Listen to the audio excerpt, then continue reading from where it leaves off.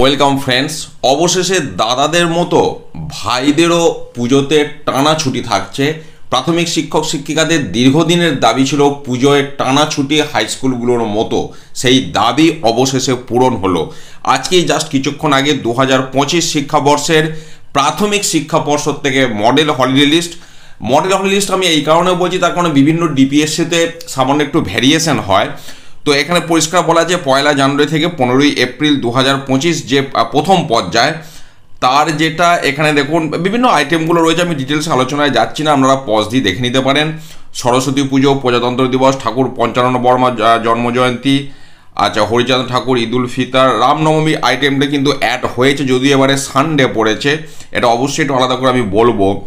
তারপরে দ্বিতীয় পর্যায়ে গ্রীষ্মাবকাশ, দেখুন হাই স্কুলগুলোর মতো কিন্তু 9 দিন রাখা হয়েছে গ্রীষ্মাবকাশ, এবং এই 9 দিন গ্রীষ্মাবকাশের মধ্যে যে ইঙ্গিতটা ফুটে উঠছে অতিরিক্ত গরমের ছুটি, পাশাপাশি মর্নিং স্কুল। প্রাইমারিতে অবশ্য মর্নিং স্কুল হওয়াটা একটা প্রথার মতো দাঁড়িয়ে গেছে, কিন্তু গতবার হাই স্কুলগুলোর ক্ষেত্রে মর্নিং স্কুলের একটা বিজ্ঞপ্তি দেওয়া হয়েছিল, যদিও সেটা বিদ্যালয়ের ওপর ছাড়া হয়েছিল। এবছর মর্নিং স্কুলের ক্ষেত্রে কোনো সেই ধরনের ইউনিভার্সাল বিজ্ঞপ্তি আসে কিনা সেটা আমরা লক্ষ্য রাখবো সেই সময়।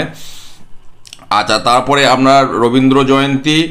আচ্ছা, এবারে আপনার এখানে যে জায়গাটা আমি যাচ্ছি তৃতীয় পর্যায়ে, যেটা আপনার দেখুন 37 নম্বর আইটেম, দুর্গাপুজো একদম পূজাবকাশ ভাতৃদ্বিতীয়ার পরের দিন পর্যন্ত, দুর্গাপুজো থেকে ভাতৃদ্বিতীয়া মানে ভাইফোঁটার পরের দিন 25 দিন টানা ছুটি, যেটা প্রাথমিক বিদ্যালয়ের শিক্ষক শিক্ষিকাদের দীর্ঘদিন দাবি ছিল।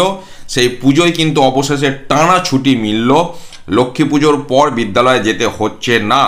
তো এই হলো আপনার মডেল হলিডে লিস্ট প্রাইমারির বিদ্যালয়গুলির জন্য। প্রাথমিকের ডিপিএসসি থেকে আজকে জাস্ট কিছুক্ষণ আগে পাবলিশ করেছে, আমি আপনাদের সকলের উদ্দেশ্যে শেয়ার করলাম। ভালো থাকুন, সুস্থ থাকুন, ধন্যবাদ।